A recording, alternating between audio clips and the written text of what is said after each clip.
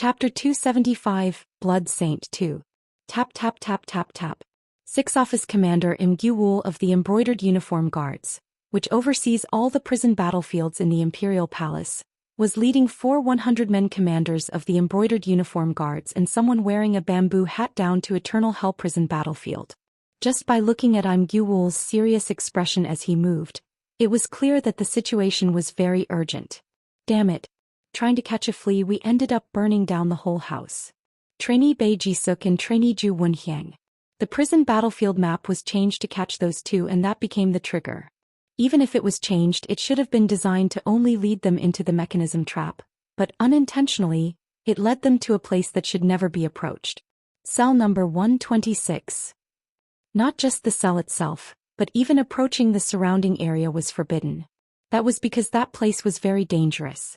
The monster known as the Remnant of the Nine Blood Cult had enchanted the Embroidered Uniform Guards with a mysterious illusion technique despite being fully restrained. Therefore, without sufficient preparation, one should never approach within the designated radius. Tap. Im Gyu-wool, who had descended to Eternal Hell Prison battlefield, hastened due to his anxious heart. If by any chance the prisoner of cell number 126 were to escape, it would be no different from the worst-case scenario. Not only was resolving the issue a problem, but as the head of the 4th office he might have to take full responsibility. Thus he had to prevent it before it happened. We must hurry. While running ahead through the cave passage of Eternal Hell Prison battlefield, 6 Office Commander Im Gyu-wool frowned. Clang clang clang clang. That was because the sound of weapons clashing could be heard from one of the guard posts deep inside Eternal Hell Prison battlefield. Wondering what was happening, he ran towards that location. What in the world? The guards who were supposed to be guarding the post were desperately fighting against someone. However, that someone was not the dreaded cell number 126. To be precise, it was multiple people, and they were none other than the prisoners who should have been locked up. Ha ha ha. Die. Die. How dare you bastards try to capture us?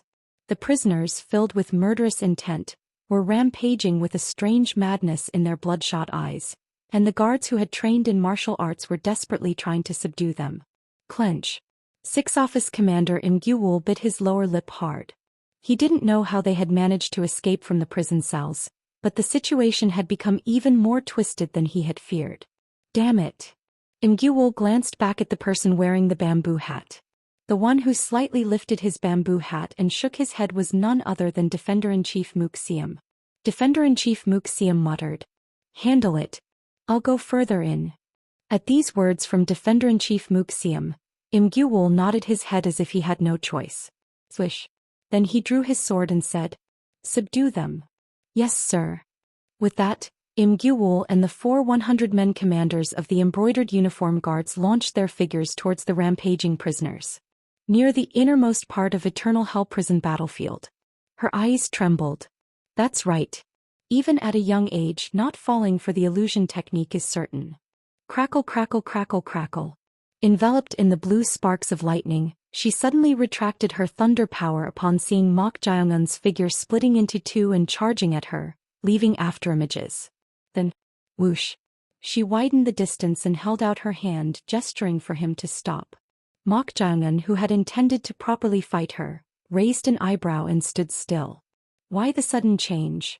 Just a moment ago she had been desperate to kill him, unable to trust him. But why was she suddenly withdrawing the energy she had unleashed? As he was puzzled, she suddenly clasped her hands together, bowed respectfully and spoke in a trembling voice. 6th Blood Saint Dam Bekha pays her respects. What?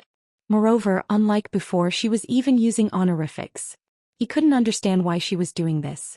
As she kept her hands clasped, she raised her head and with reddened eyes she opened her mouth. Could it be that you are a member of the true lineage? What are you talking about?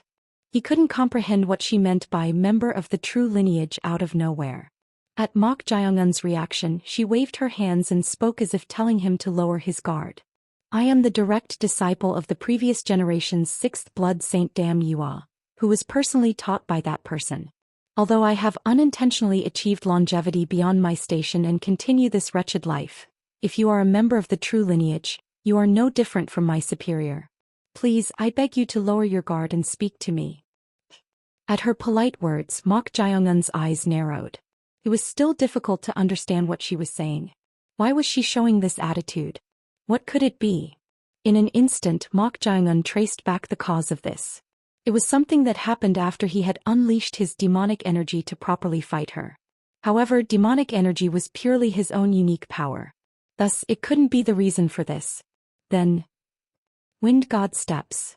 To confuse her, he had performed the Wind God Steps that he had stolen and learned from the masked thousand-men commander of the embroidered uniform guards, Ma Arahayan. Come to think of it, when he performed this, she withdrew her thunder power and changed her attitude. Her arrogant attitude from before had vanished without a trace. At that moment, something flashed through Mok Jae-eun's mind. It was, do you perhaps have the surname Jin? Surname Jin? Yes. Well, then it would be the surname So. All sorts of surnames are coming up. I am from the Mok family. Mok family? The conversation he had with the masked thousand-men commander Ma Arahayan. When he said he was from the Mok family, Ma Arahayan showed a strange reaction and then said, "You really did steal and learn the lightness skill." Recalling this, Mok Jae-eun was convinced that the change in her attitude was due to the Wind God Steps he had stolen and learned. Ma Arahayan had also abruptly asked him if he had the surname Jin. What was the surname Jin, or the true lineage that a single lightness skill could change her attitude? Although he didn't know the reason based on her words introducing herself as the sixth blood saint Dam Baekha, if he pieced it together to some extent, it seemed that her master, the previous generation's sixth blood saint Dam Yua, had received teachings from the person with the surname Jin. Does she consider me his descendant and treat me respectfully like this?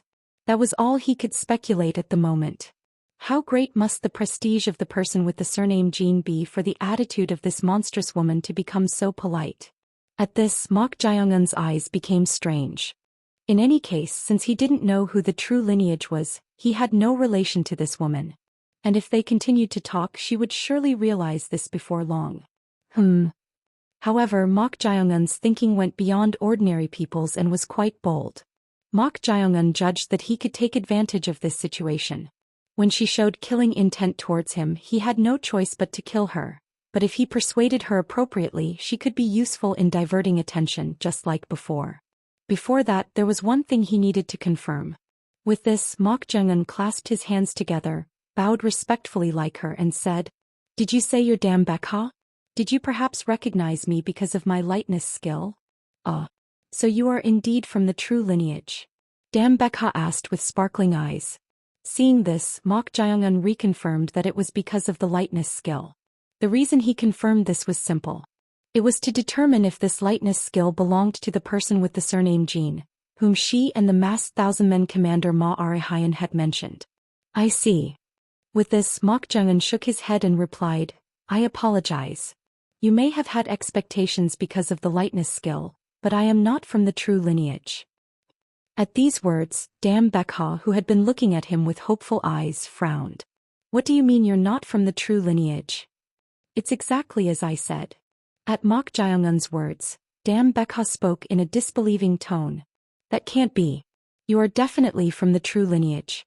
Just the fact that you can easily withstand the illusion scripture which that person passed down to me. It's true. How could I deceive you about this? Could it be that you don't trust me? That's not it.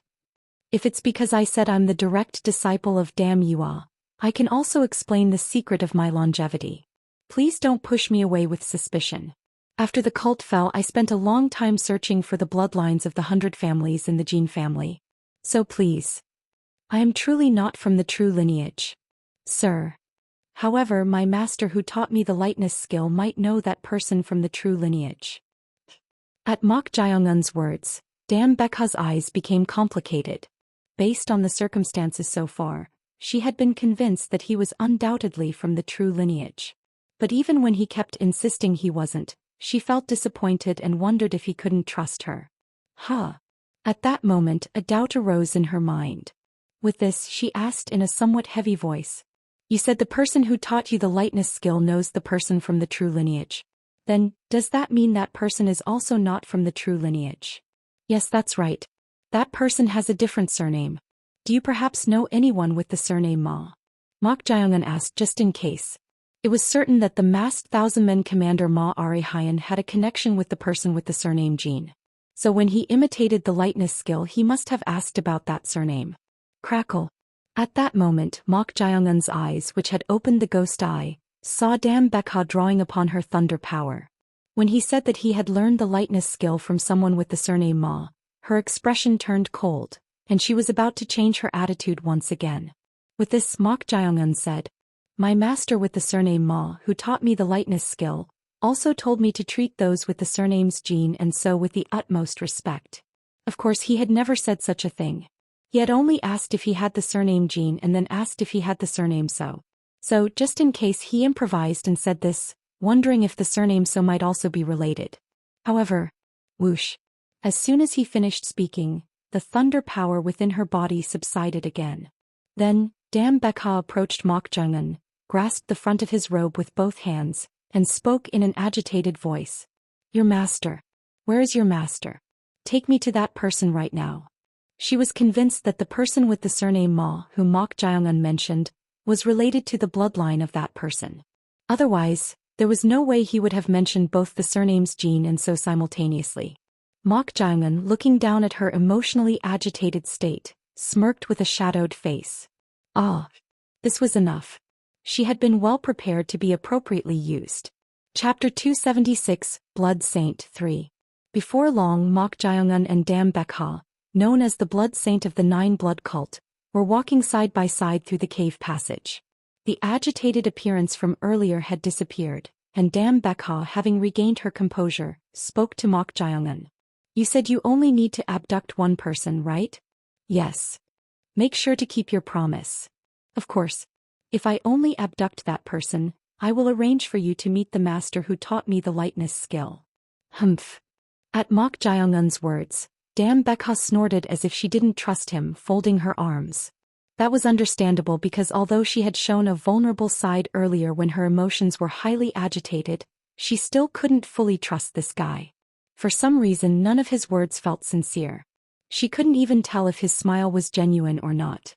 Despite having lived for a long time, this was the first time she encountered someone like him. As they walked through the passage, Dam Bekha frowned and said, The skin around your chin is?" It looked densely crowded. Mok Jaeongun touched that area and let out a soft sigh. He wasn't sure if it was because of the fight or if he ran out of the medicine he was carrying, but the human skin around his chin was peeling. With this, Mok Jaeongun, "Stretch." He pulled his skin to show her. Ordinary skin would have elasticity, but the way it stretched was different. Seeing this, Dam Bekha spoke with narrowed eyes. "Human skin mask?" "Yes. It was the most straightforward way to sneak in here." "So it's not your real face?" "Yes." At this, Dam Bekha clicked her tongue, thinking that made sense. No wonder his martial arts were too outstanding, and his mental strength was exceptionally remarkable for someone who wasn't even in his prime. Perhaps a face of an older age was hidden underneath. As they continued, Mok Jaeongun said, "May I ask you something as well?" "What is it?" "I heard that if you're from the blood cult, you're from the old martial arts world. How many years have you been imprisoned?" "Old martial arts world?" Dam Bekha slightly tilted her head. It was an expression she was hearing for the first time. So she asked, "What do you mean by the old martial arts world?" "It's literal. Should I say the martial arts world of the past? I heard that the level of the martial arts world in the past was much higher than it is now." "The past?" "Ah." At these words, Dam Bekha's eyes became strangely bitter. Did she recall some unpleasant memories from the past? While he was inwardly puzzled, she said, "I have been imprisoned here for so long that I have lost all sense of time. I don't even know if it has been decades or centuries. However, if what you refer to as the old martial arts world is the golden age of martial arts, then that would be correct. But everything changed after that person ascended and several generations passed." "Ascended?" "You don't know the term ascension through enlightenment?" "Ascension through enlightenment?" Mok Jaeongun's eyes narrowed. Ascension through enlightenment. Literally translated, it means a person attains the Tao, becomes an immortal, and ascends to the heavens. This could be interpreted in various ways. It is said that an outstanding Taoist ascends when they pass away, or it refers to truly attaining the Tao and entering the realm of immortals. The ascension that Chongrayong taught Mokjang'un also meant martial artists gaining enlightenment through martial arts and entering the immortal realm. Ascension. There was someone who had spoken about a deeper principle regarding ascension. To be precise, it was a being called Salmon who was more of a strange entity than a human. Suddenly, the words he had said before his annihilation came to mind. Divine beasts? In the first place, they cannot exist in the mortal world. When demonic energy reaches that level, it transcends the natural order. Natural order. You don't know what the natural order is. What is it? The natural order is what sustains this world. It's difficult for humans to understand. You're being ambiguous. The natural order is the natural order. If you transcend that realm, you have no choice but to cross the boundary to the other side due to the natural order. The other side of the boundary. Yes. The same principle applies to ascension. Humans believed that through repeated enlightenment and detachment, they crossed the boundary due to the natural order, and that was considered ascension. Recalling this, Mokjang'un's eyes gleamed with interest. Actually ascended? Both this person and Chongrayong had spoken of it as if it were almost legendary. As if it was difficult to actually achieve. But how outstanding must that person mentioned by Dam Bekha have been to cross over to the other side of the boundary due to the natural order? What was certain was that for the strange entities like the Demon Kings, it was said that one had to reach the level of a divine beast to cross over to the other side of the boundary. This meant that that person surpassed even the spiritual beasts called the 6 demons, who were infinitely close to divine beasts. With curiosity piqued, Mokjang'un asked, "Who exactly is that person you mentioned who ascended?" That person. At this question she looked at Mokjang'un with a strange gaze. Then she firmly said, "I don't think you're ready to hear about that yet." "Pardon? I haven't met your master yet. You know what that means, right?" Ah. It meant she didn't trust him. Although he wasn't usually interested in anything other than revenge, he was inwardly curious about who that person was, so it was quite disappointing. Then she said to Mokjang'un, "If your master truly knows about the true lineage as you said, you will surely find out in due time, so there's no need to be impatient." "I see.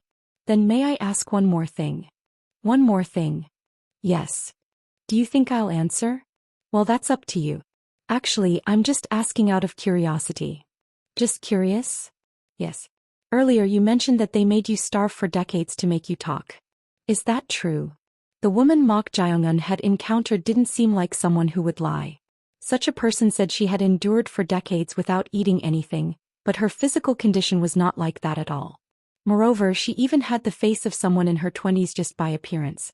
Furthermore, if he combined what she had mentioned in between, it seemed as if she was not an ordinary person but a being close to immortality. At this, she looked at Mokjang'un with disapproval and opened her mouth. "Why, are you also interested in longevity or immortality?" To this question Mokjang'un answered without a moment's hesitation. "Not really." "What? Is there any great benefit in being interested in such things?" "Benefit? Isn't being able to continue life eternally a benefit? Is that really a benefit? If it's a life that continues endlessly and eternally, wouldn't it be closer to a curse?" At Mokjang'un's question, Dam Bekha's eyes trembled. Along with it, a very distant memory from the past flashed through her mind. A city in Liaodong province reduced to ruins with countless corpses. Dam Bekha, covered in blood, couldn't hide her shock as she saw her severed arm regenerate. What is this? She had thought that once her arm was cut off, it would never recover again. No, in the first place it was impossible for an arm to regrow. As she was marveling at this, an old man with a scholar-like appearance and a face so pale it was almost white approached her, clicking his tongue. "You drank that, didn't you? Elder. If you're talking about that, then what is it?" "It's the blood of a spirit creature." "Blood? Are you referring to the blood of that monster?" "That's right." "Ah." At those words her eyes trembled. Come to think of it, when she cut off one of the heads of that monster spewing lightning, she seemed to have unintentionally swallowed the blood that spurted out. After that she had lost consciousness due to the burning pain throughout her entire body. So she said, "I think that's what happened. Is that why my arm healed?" "It seems so." "Then for the other injured people as well." "Don't do that. Why? If they drink the blood of that monster, their bodies, 9 out of 10, no, 99 out of 100 won't be able to endure it and will die. What? Die? What do you mean by that? Apart from you, most of those who drank the blood of the spirit creature, whether by mistake or coincidence, couldn't endure it and died. With those words, the old man pointed to the people who had died, charred black around the spirit creature. They all had a form of death where their blood vessels had exploded. It seems that the blood of a spirit creature is not something ordinary humans can endure. Then, why am I? It appears that you have been blessed with heavenly luck. Heavenly luck. Was she really lucky? To the dazed Dame Becca, the old man patted her shoulder and said, whether this will truly become heavenly luck or poison is unknown, but if this is also your fate, then accept it. What do you mean by it becoming poison? At her question, the old man stroked his beard and spoke as if he felt sorry. In the ancient secret book of the lost classic of mountains and seas, it is said that those who consume the blood or essence of a spirit creature possessing the spiritual power of the 5 elements will achieve immortality. Immortality. That's right. You also have a very high probability of becoming immortal. But why do you say it's poison? Isn't it a blessing instead? A blessing? Ho ho ho. At these words, the old man let out a chuckle with an incomprehensible expression. As she was puzzled, the old man stopped laughing and said, living a long life is not a blessing. It's closer to a curse. A curse. Yes, it's a curse. Why do you think that guy who was no different from an immortal being, left you and the bloodline descendants behind and ascended? Why? Because he couldn't endure it every time his loved ones left his side one by one. In a way, his choice might have been wise. At that time she somewhat understood the old man's words, but they didn't really resonate with her. It was because she only considered immortality as a blessing. However, as she lived through a long time, she now fully realized the meaning of those words the old man had said to her. This guy. Dame Becca, looking at Mok Jiongun, inwardly clicked her tongue. He had never experienced longevity and the things that happened because of it, yet he was saying the exact same words that the old senior had said to her. If it weren't for her given mission, she might have also ended this wretched life in some way. So she said to Mok Jiongun, do you know what you're talking about? Who knows? It just doesn't seem nice to live long while everyone around you dies. At Mok Jiongun's answer, she let out a sigh of admiration. She felt truly foolish. Seeing him take it for granted without even experiencing it. Sighing deeply, she then said to Mok Jiongun, you are truly wise. You are right. This is not a blessing but literally a curse. If I hadn't become immortal, I wouldn't have had to suffer like this. Flinch. At that moment, Dame Becca stopped speaking and looked somewhere. It was the right side of the forked path in the cave.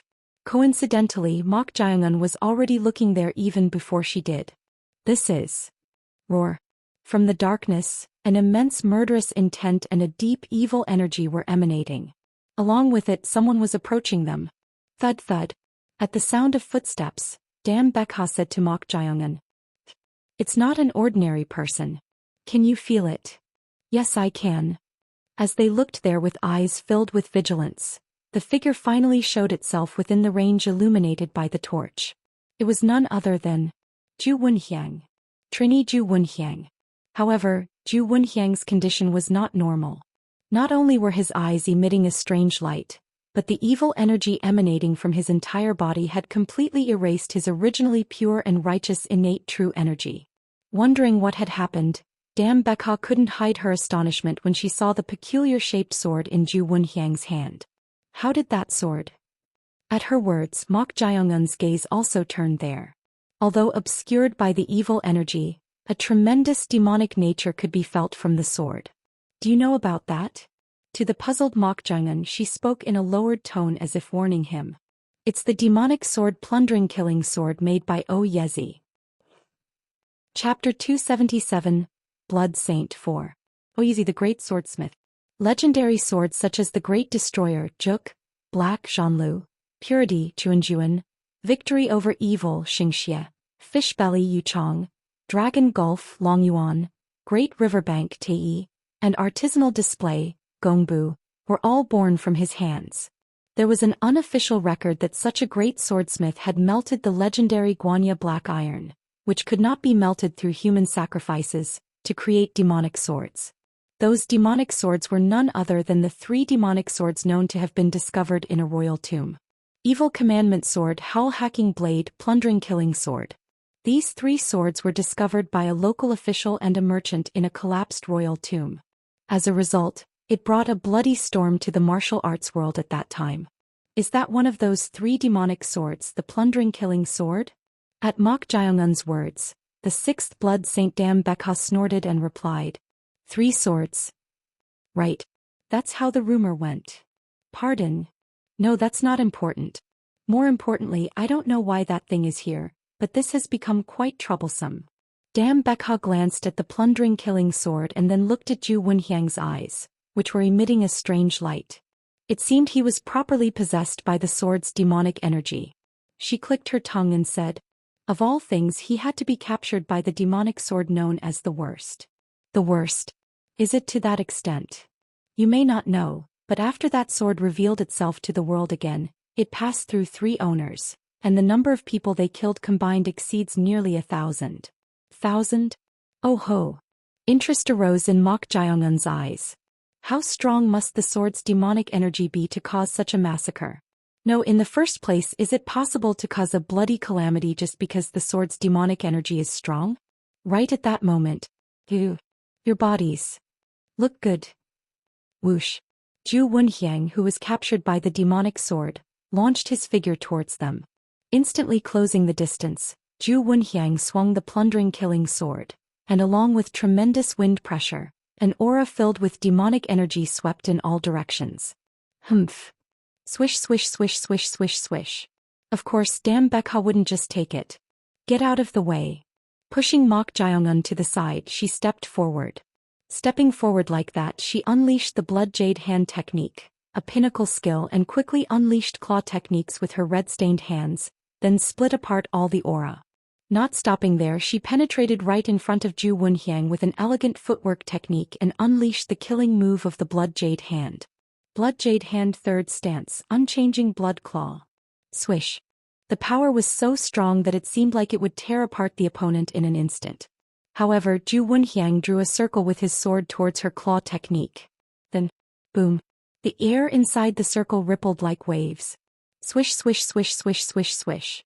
The killing move of the Blood Jade Hand she unleashed was bounced back. Moreover, the power was also fully bounced back, causing Dam Bekha to hurriedly block it and be pushed back. Swish swish swish swish. Pushed back about 5 steps, she muttered with an annoyed expression. Scripture of transferring true chi. Was this one of the abilities of the Plundering Killing Sword that she had only heard about? She never expected it to bounce back her killing move like that. Actually experiencing it, it was indeed a surprising and wicked technique, just as she had been warned. Swish. She raised her head and looked at Zhu Wenxiang. Her lips turned slightly pale. Although it was difficult to accurately gauge the level due to the evil energy, the demonic energy was so strong that it was drawing out power far beyond her original limits. To this extent, I don't know how long that child's original true energy who is captured by the demonic sword will last, but to this extent he may exhaust it all and die within a few hours. In that sense, if she bought time, he would continue to weaken. Of course, there was another way to deal with him besides that. Overwhelming martial power. The stronger the opponent's power, the more the demonic sword had no choice but to draw out the host's original true energy. If that happens, the host will eventually lose his life due to the rapid consumption of original true energy. That should do it. Whoosh whoosh whoosh. Dam Bekha's hands, having decided how to deal with the opponent, exuded even more luster. The Blood Jade Hand, when its power is raised to the 7th level or higher, makes the hands smooth and lustrous like jade. She, who had drawn upon her martial power, said to Mok Jiongun, "Go ahead first. I will deal with that child." "You're going to deal with him alone? What do you take me for? No matter how much he is captured by the demonic energy, I don't need to borrow someone else's hands to that extent. And the longer we delay the escape, the more disadvantageous it is for us." "You're right." Mok Jiongun slightly raised the corners of his mouth. Even though he didn't particularly request it, she was moving according to his intentions. If she buys time and draws the attention of the embroidered uniform guards, what could be better than that? "Then thank you." Mok Jaeongun, who was about to say he would go, looked at Ju Wunhyang, who was captured by the demonic sword. He was a guy he quite liked. Although he didn't know how he got captured by the demonic sword like that. Mok Jaeongun shrugged his shoulders. Although he liked him, that was all there was to it. He had no intention of spending his time to save him or do such a thing just for that one reason. However, if it's not too much trouble, could you try to take away the sword without killing that friend? It's not just any demonic sword, it's the plundering killing sword. It seems he is completely captured by the demonic energy. Do you think that's possible? If it's difficult, don't push yourself. Are you close friends? Not to that extent, just consider him a friend I like. Don't have high expectations. Whoosh. With those words, Dame Becca launched her figure towards Ju Wunhyang, who was captured by the demonic sword. Seeing this, Mok Jaeongun smirked and laughed. It seemed that if he had heavenly luck he would survive, and if not, it was his fate to die here. Like that, Mok Jaeongun, who had entrusted Ju Wunhyang, who was captured by the demonic sword, to the 9 blood cult's blood saint Dame Becca, headed towards the deepest part of Eternal Hell Prison. There was someone he had to abduct in cell number 270. Since he had memorized the entire map, Mok Jaeongun was able to reach there without falling into the mechanism traps. The prison cell made of thick iron bars. Mok Jaeongun's eyes gleamed with interest as he stood in front of it. That was because there was a human figure sitting cross-legged with eyes closed in the dark cell, and when he shone the torch, it was an old woman with a haggard but graceful appearance. He had heard that she held a quite high position in the Fire Faith Order, but it was different from what he had expected. Ting! Mok Jaeongun flicked his finger and rang the iron bars of the cell. Then the old woman who had her eyes closed slowly opened them and turned her head. The old woman stared intently at Mok Jaeongun and said, "Is it mealtime?" "Yes, it's mealtime. But you come empty-handed." "Yes, I came in a hurry." "Came in a hurry?" Hearing these words, the old woman soon raised the corners of her mouth, uncrossed her legs and got up from her seat. Clank! However, due to the iron shackles, chains and weights restraining her legs, she staggered and barely found balance, straightening her body. Having struggled to stand up like that, she said to Mok Jaeongun, "The wait was worth it." "Right. Worth the wait. Aren't you the person who came to take me?" At these words, Mok Jaeongun's eyes narrowed. She spoke as if she knew he would come here. With this, he recalled the words of the embroidered uniform guard Associate Military Commissioner Sang Ik-seo, who had the female of the Gu poison command Gu. That Fire Faith Order believer received a revelation from the Holy Fire or something, and she was able to foresee the future. The reason she had been imprisoned in Eternal Hell Prison until now. It was precisely because she was able to foresee this. However, according to Associate Military Commissioner Sang Ik-seo, he had heard that although she could do it before, she couldn't do it at all after being imprisoned in Eternal Hell Prison. They had tested her unexpectedly several times, but she couldn't do it at all. Regarding this, both the higher-ups of the Imperial Palace and the organization with the mark speculated that the Holy Fire Priestess was hiding something called the Sacred Orb, causing her to lose her ability to foresee. But apart from that, could she foresee? With this, Mok Jaeongun asked, "Did you foresee that I would come?" "I knew someone would come to save me." "Did you foresee it?" "Didn't I say? I already knew that someone would come to save me." "Wait, are you not the one who came to save me?" The old woman's eyes changed to suspicion. Because of Mok Jaeongun's question, she wondered if it was a trick of the embroidered uniform guards to deceive her. With this, Mok Jaeongun shook his head and said, "I did come to save you. But you said you could foresee, so I just wanted to ask if that was really possible." "How can I believe that?" "If you ask how to believe, does that mean you have no intention of leaving here?" At Mok Jaeongun's words, the old woman frowned. "It's true that it's my fate to leave here at this point, but it's better to be careful. The one who will save me is someone with a strong tie to me. Show me the proof of that." "If you can foresee the future, do you really need that proof?"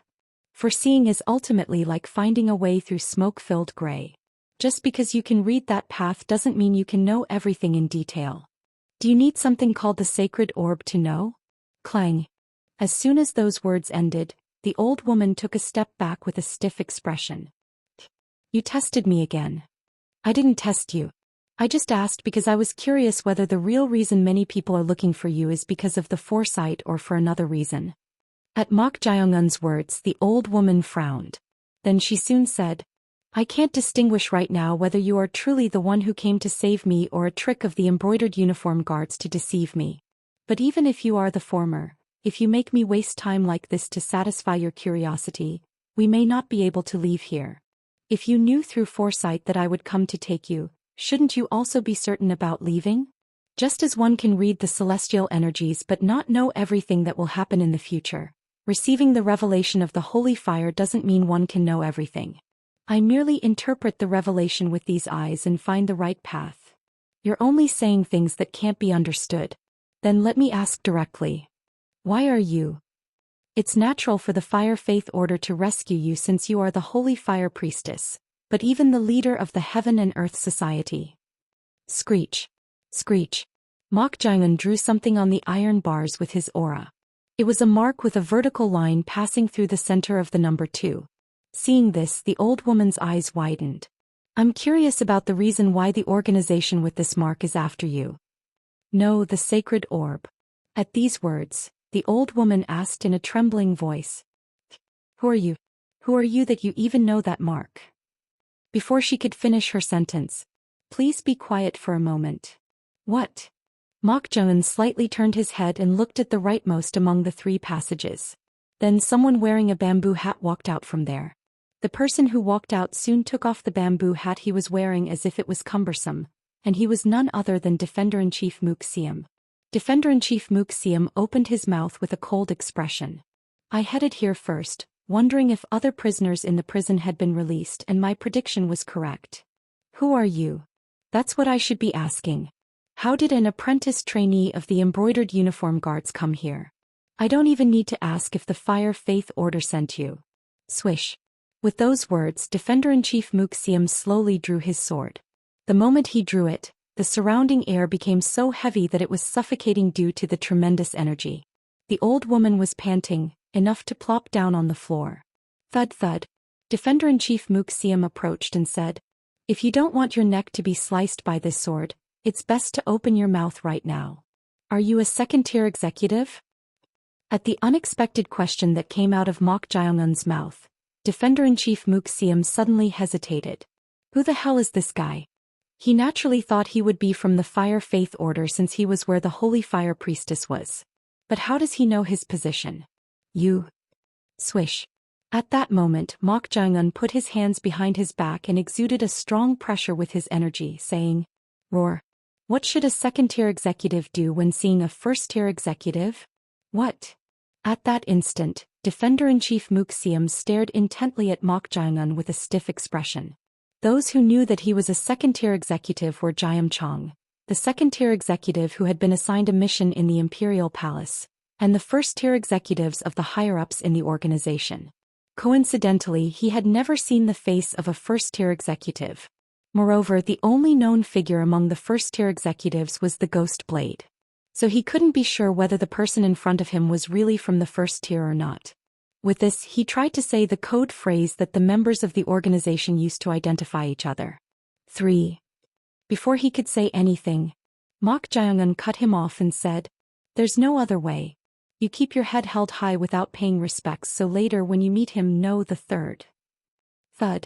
Before he could even finish his sentence, Defender-in-Chief Mook Siem knelt on one knee on the floor, bowed his head, and clasped his hands together in a respectful gesture. Mook Siem of the second tier pays his respects to the executive of the first tier. Mook Siem's eyes trembled as he bowed his head. Seeing that he was about to mention the title used to address that person, it was undoubtedly a high-ranking executive of the first tier. Mok Jae-un approached him. Now you're paying respects. I apologize. Until I could confirm the code phrase or the mark, I couldn't be certain, so I hesitated for a moment. Please forgive me with a generous heart. Is there a need for forgiveness? I played along like this. Played along. Swish. At that instant, Mook Siem, who had his head bowed, could see his arms, which were clasped together in a salute, falling to the floor with a burning pain. Chapter 278, Holy Fire Priestess 1. The old woman's eyes inside the prison cell widened. From the moment Mok Jae-un suddenly drew the symbol and started mentioning the first tier, she thought he was on their side. However, that was her misjudgment. Swish. Thud. What? She couldn't hide her astonishment as she watched him suddenly sever Defender-in-Chief Mook Siam's arms with his bare hands while Mook Siam was clasping his hands together in a salute. Mook Siam's severed hands, fallen on the floor, still twitched as if the nerves were alive. Eventually, startled by his severed arms, Defender-in-Chief Mook Siam was about to let out a scream. Ugh. Thud. Crack. Before the scream could escape, Mok Jae-un kicked his chin upwards.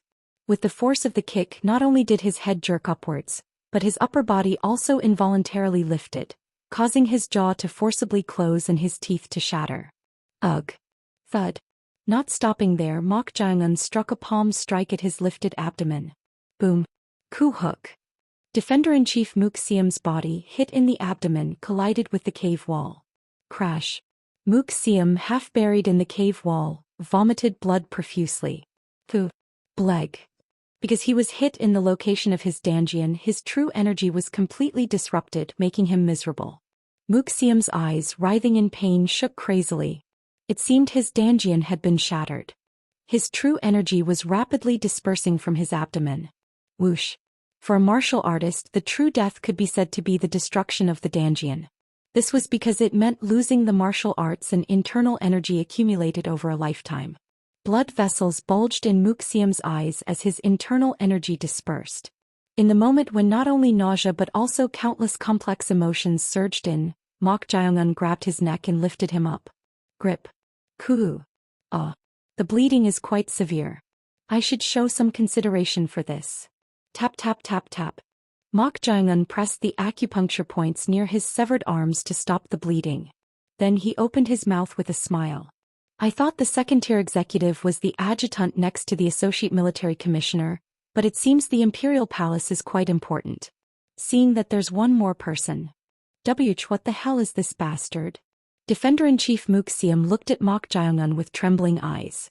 He considered himself to have excellent judgment, enough to be considered at the level of the first tier.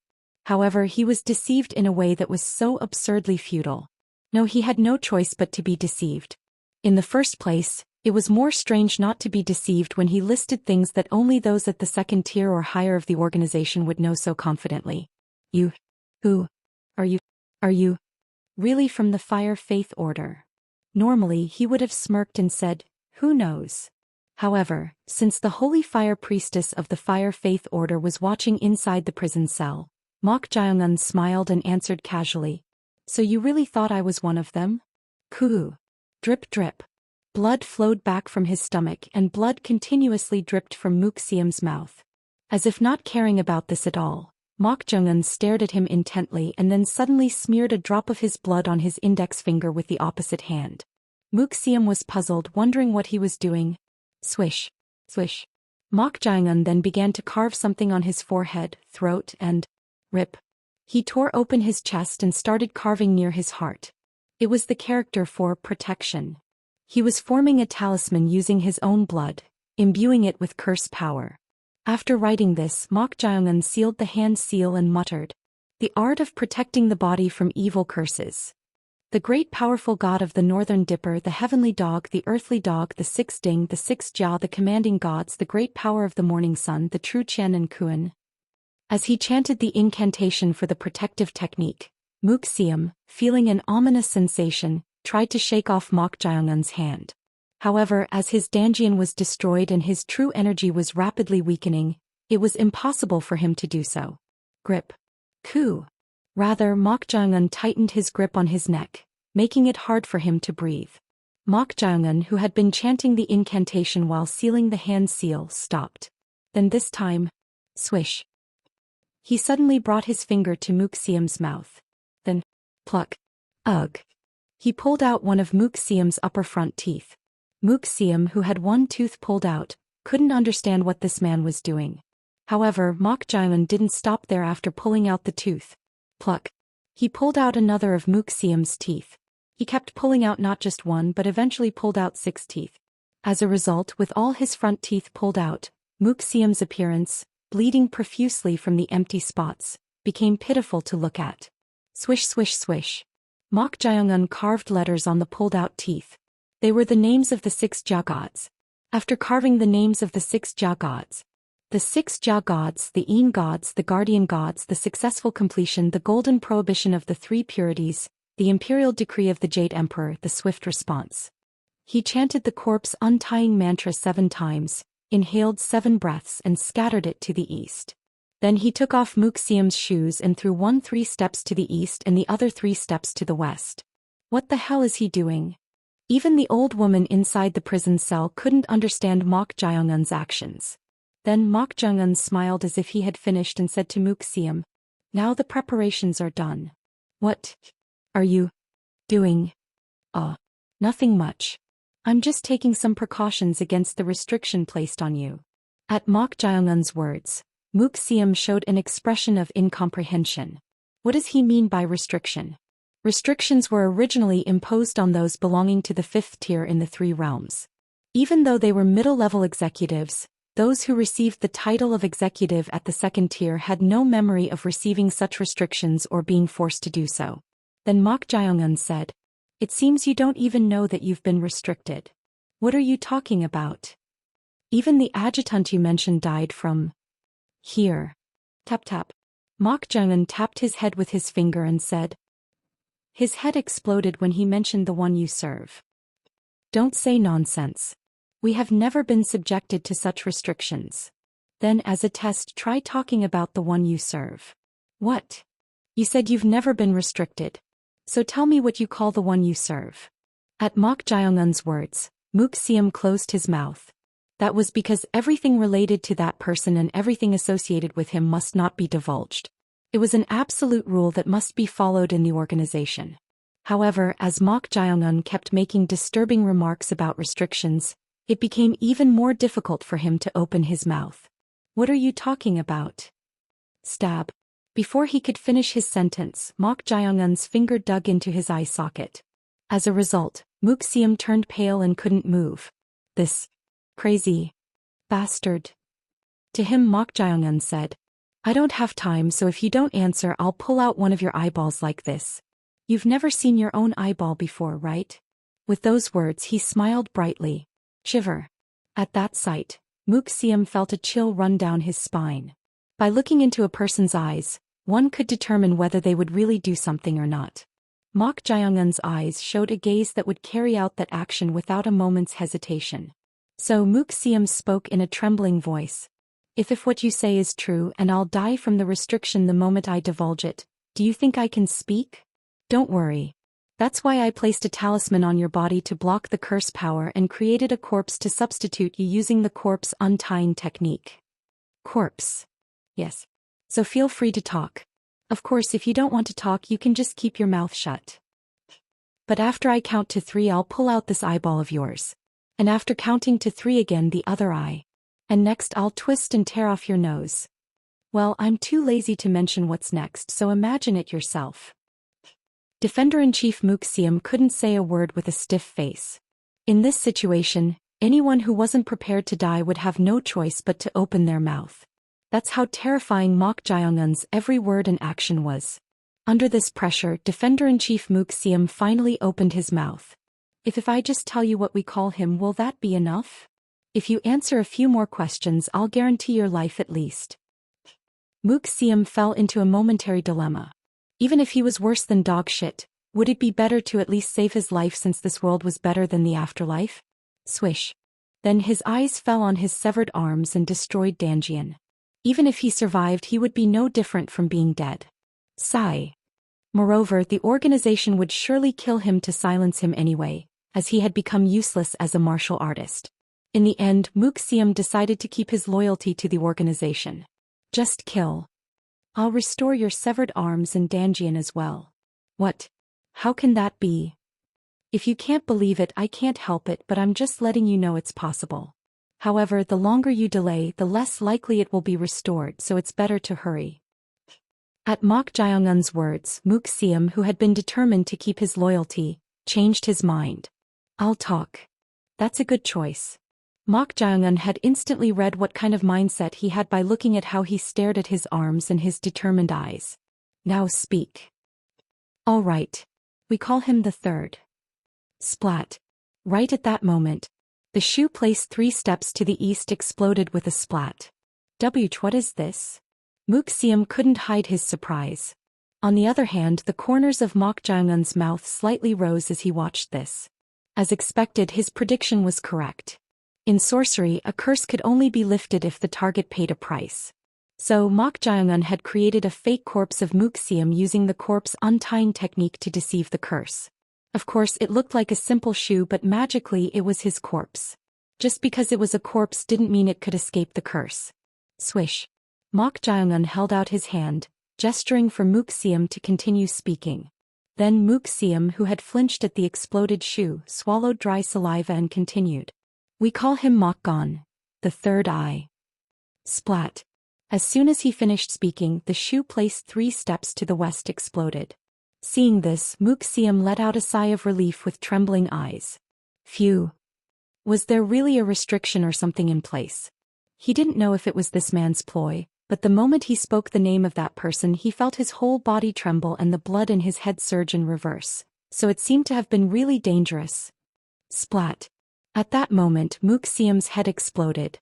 Mok Jang-un, who had been holding his exploded head, wiped the bloody flesh with his sleeve and muttered. It failed.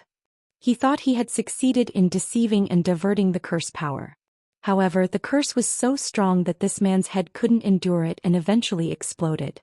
He had considered it a clever trick, but the curse power of the one who placed the restriction was much higher than his own. Seeing that even the corpse untying technique, which deceived death, couldn't ultimately avoid the curse, it seemed the sorcery had reached a truly high level. How annoying. Mok Jang-un clicked his tongue inwardly.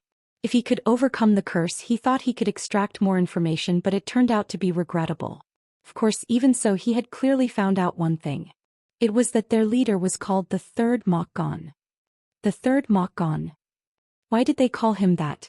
Literally translated, it meant opposing the third sight. It was difficult to understand what this meant. However, it seemed there was no time to speculate on this meaning now. Thud thud. Mok Jang-un turned his steps and approached the prison cell, saying, You've waited a long time. I wanted to find out more, but as you can see, they are in no condition to answer. So I hope you, the Holy Fire Priestess, can tell me. Why are these people after you and that treasure you mentioned? At Mok Jang-un's words, the old woman, no, the Holy Fire Priestess, opened her mouth. I'm not sure if you're really a follower of our order. Why do you say that? The doctrine of our order is to revere the holy fire, practice good and eliminate evil. And, at that question, the Holy Fire Priestess pointed at Mok Jang-un with her finger and spoke in a cold voice. But no matter how I look at you, you are evil itself. Chapter 279, Holy Fire Priestess 2. The doctrine of our order is to revere the sacred fire, practice good and eliminate evil. But no matter how I look at you, you are evil itself.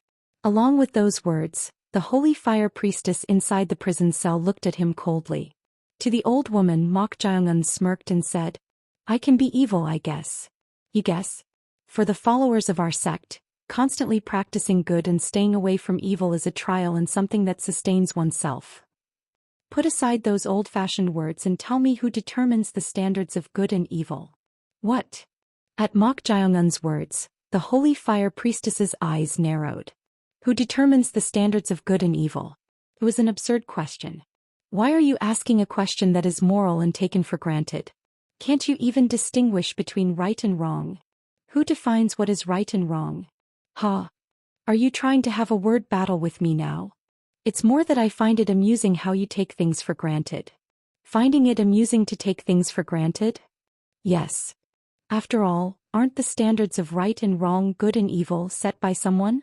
What? In the end, it's people who set those so-called standards, isn't it? The Holy Fire Priestess couldn't deny this.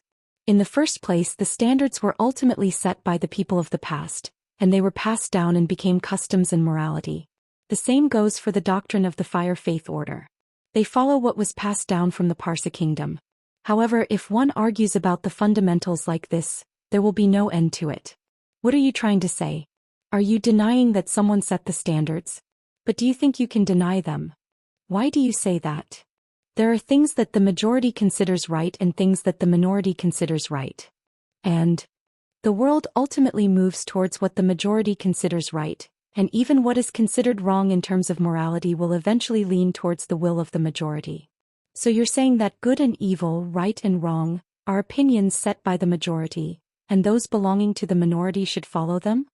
That answer cannot be given by me. In the end, it's a matter that you have to accept for yourself. However, until the majority makes that decision, there must have been a lot of contemplation, conflicts, and trial and error. Ah, I see. The Holy Fire Priestess believed that even in teachings, enlightenment ultimately comes from accepting it for oneself. There was no point in discussing fundamentals all day long and trying to instill this and that if one didn't accept it for oneself. To her, Mok Jaeong-un said with a smile. Then the Fire Faith Order is an absolute evil and an absolutely wrong thing that shouldn't exist in the world. What? What are you? You said it yourself. The reason why the minority should follow the opinion of the majority. That's the Fire Faith Order and its doctrine, which are rejected by the majority of the people in the Central Plains, belong to the minority, so they should naturally be denied, shouldn't they? At Mok Jaeong-un's words, the Holy Fire Priestess couldn't give any answer. Rather, she had been countered. She had tried to educate him by teaching him the doctrine due to the evil she felt from him, but instead she had only exposed the weakness in her own words. A cunning fellow. If she raised a counter-argument for the sake of her order here, it would only lead to a repetitive debate where she would have to contradict her own words. The Holy Fire Priestess clicked her tongue and said, "It's been a while since I've been entangled in words like this." Is that so? Smiling face with heart eyes, casual date is just a click away. But thanks to that, it has become clearer. Clearer? What is it? I can no longer be certain that you, who have doubts about the teachings of our sect, are truly one of us. The Holy Fire Priestess's eyes were filled with suspicion. Seeing her like that, Mok Jaeong-un thought he should stimulate her appropriately. He had many things he wanted to find out from her, but there wasn't enough time now, and if he made her more suspicious, it might become troublesome to help her escape. It seems I haven't been able to gain your trust, Holy Fire Priestess. Then how about this? Mok Jaeong-un took something out from his bosom. It was none other than... That is. What Mok Jaeong-un took out was the ring given to him by Shadow Clan Master Hwan Yseon. He had said that this was a token that proved one's identity as a follower of the sect. After showing the token, Mok Jaeong-un clasped his hands together in a respectful manner, bowed his waist and paid his respects. A follower of the Fire Faith Order pays his respects to the Holy Fire Priestess. At Mok Jaeong-un's greeting, the Holy Fire Priestess, whose mind had been filled with suspicion just a moment ago, became confused. How did he get this? That was because the ring Mok Jaeong-un showed was a token that only the high-ranking position of bishops in the Fire Faith Order could possess. Even within the Fire Faith Order, there weren't many bishops. So she asked, "Who did you receive this from?" Judging by his appearance, he couldn't be older than his prime, so it couldn't be his own. Therefore, she was convinced that Mok Jaeong-un must have received this token from someone. "I received it from my master." "Your master? Tell me his esteemed name or sect name." Shadow Clan Master Hwan Yseon had told him to omit his surname when introducing himself to a fellow sect member. He said that this surname was inherited from the previous generation's Shadow Clan Master. So Mok Jaeong-un said, "It's Yseon. Bishop Yseon." At those words, the Holy Fire Priestess's voice became excited for the first time. Mok Jaeong-un observed this intently. He had predicted that Shadow Clan Master Hwan Yseon would be a quite high-ranking figure in the Fire Faith Order, but seeing the Holy Fire Priestess, who was second only to the society leader, show this reaction, it seemed he was indeed a very important person. Sent by Bishop Yseon? Where is he now? Do you know an organization called the Heaven and Earth Society? The Heaven and Earth Society. Isn't it one of the largest organizations in the martial arts world? How could I not know about it? Then are you saying that Bishop Yseon was still there? Thanks to her reaction, Mok Jaeong-un learned that Shadow Clan Master Hwan Yseon had been in the Heaven and Earth Society for much longer than he had expected. Then she said, "I can't believe Bishop Yseon is still alive and using his power to help us like this. It's truly a blessing for our order." At these words, Mok Jaeong-un's eyes became strange. Was it really true that the Holy Fire Priestess could foresee the future? If she had such an ability, she would have predicted the information she was curious about, such as the life and death of the Shadow Clan master, but it was incomprehensible. Just as this doubt was about to intensify, rumble rumble rumble. Suddenly, a tremor was felt from the ground and the entire cave suddenly shook. The scale of the shaking was incomparable to when Mok Jayongun and the 9 blood cult's blood Saint Dam Bekha were fighting. Whoa! It was so severe that the holy fire priestess staggered and grasped the iron bars. What is this? Mok Jayongun placed his hand on the ground, puzzled. Then the intense shaking of the entire cave quickly subsided. He couldn't understand what this phenomenon was. As he was puzzled, the holy fire priestess said, "For now, let's get out of here. If we don't leave quickly, we'll be in trouble." Do you know why? Not exactly. It's just that this is the first time the entire cave has shaken so violently. You said it's the first time, but does that mean it has shaken before, even if not severely? At Mok Jayongun's question, the holy fire priestess recalled something. Although not to this extent, whenever it shook even a little as if an earthquake had occurred, the embroidered uniform guards who came here would hurry out. But not all of them. Come to think of it, among those who interrogated me, only the one who said he was the overall head of the underground prison didn't leave and closed the door inside the cell. Even when this place shook? That's right. Pointing to this tremor, that person told me to remember. He said it was absolutely impossible for me to escape the eternal hell prison alive. Impossible. Mok Jayongun stroked his chin at those words. From his experience, escaping eternal hell prison didn't seem impossible to that extent. Well, it felt meaningless to say that anyone who entered here couldn't escape. Then could there be something else hidden? Mok Jayongun removed his hand from the ground and said, "For now, let's go out. Let's see if it's really impossible or not, as you said." Bishop Yacian is always cautious, but you seem to have more confidence than you appear. I prefer to face things head-on rather than worry. More importantly, would you mind stepping back a little? Step back. It's hard to cut the iron bars if you're leaning against them. Ah. At Mok Jayongun's words, the holy fire priestess took about 5 steps back. Then Mok Jayongun grasped his sword fingers and lightly slashed at the iron bars. Swish.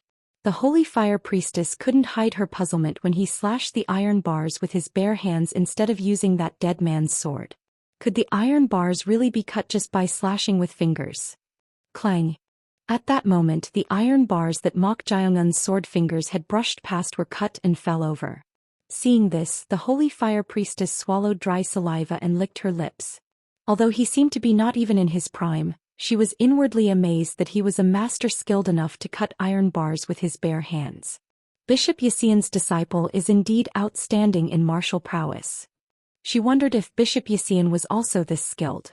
After removing all the restraints on her arms and legs, the holy fire priestess was able to come out of the prison cell. "I'm not completely out yet, but thank you." She expressed her gratitude to Mok Jayongun. In response, Mok Jayongun lightly shrugged his shoulders. Right at that moment, rumble rumble rumble. Once again, the entire cave shook violently as if an earthquake had occurred in the underground prison. But this time it was even more severe than before. To what extent? The cave walls cracked and a strange pressure was felt along with the shaking. With this, Mok Jayongun, who had his hand on the ground, frowned. Is this why? Rumble rumble rumble. The holy fire priestess staggered and grasped the cave wall, asking, what is happening?" In response to her question, Mok Jayongun answered in a dumbfounded tone. "It seems the ground below has completely collapsed and the ground we are on is also falling." This shaking and pressure, which made it difficult to stand properly, were caused by that. Mok Jayongun clicked his tongue at the situation he was experiencing for the first time. Although it was called Eternal Hell Prison, he never expected that it would make the ground of one floor collapse and fall. Rumble rumble rumble. Oh no. At the passage leading from Eternal Hell Prison to the 3rd floor of the underground prison, 6 Office's Commander Im Gyuwol, the head of the 4th office, couldn't hide his despair as he looked at the collapsed area. He didn't expect that the final mechanism trap would actually be triggered. Damn it!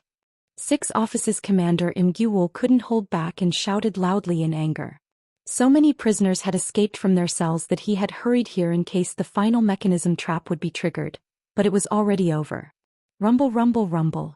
The pressure that made it difficult to even stand up was a phenomenon where the ground below had collapsed, and the entire level of Eternal Hell Prison was falling. As far as he knew, it would fall for about 1 ri, approximate 0.5 kilometers. As this place fell, the collapsed and emptied ground would be immediately filled, making it absolutely impossible to go back up. Crunch. He should have just not come down at all. If it weren't for the pressure from Defender-in-Chief Mook Siam, this situation wouldn't have happened in the first place. Grinding his teeth in frustration, Im Gyul finally came to his senses. There's no time for this. If he stayed still, he would eventually die. Now that the final mechanism trap had been triggered, the only way to survive even a little was for everyone to join forces. Prisoners, embroidered uniform guards, it didn't matter who, as long as one person lent a hand to dig upwards, that was the only answer. Moreover, the final mechanism trap wasn't the end of it.